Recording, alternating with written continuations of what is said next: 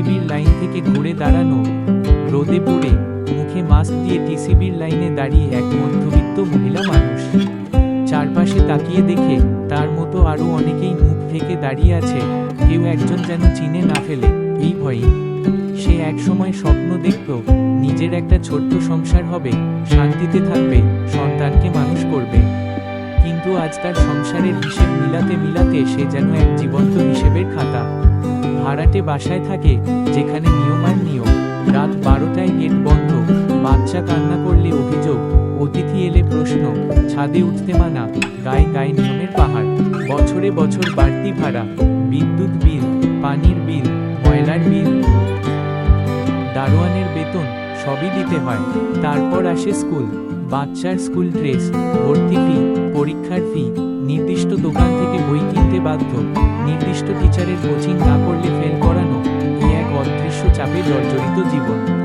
গোদের উপর বিস্ফোরা, চালের দাম, ডালের দাম, তেলের দাম বেড়েই চলেছে।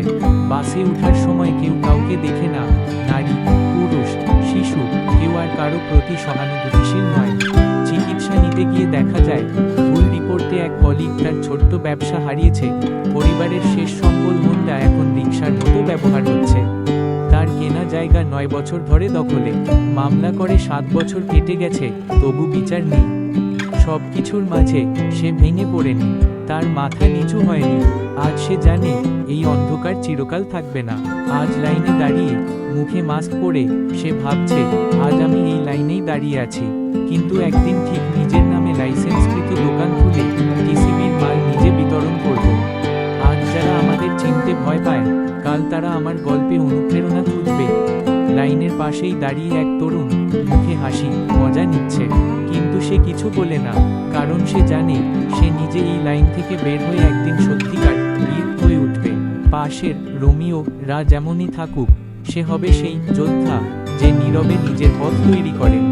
প্রবাহিত বালি দিয়ে বালি খড়ি আজ সে বোঝে, সংগ্রাম যখন তুঙ্গে, তখনই বগলের সময় খুব কাছে। এই লাইন, এই কান্না, এই ঘাম একদিন গল্প হয়ে উঠবে, অনুপ্রেরণার গল্প।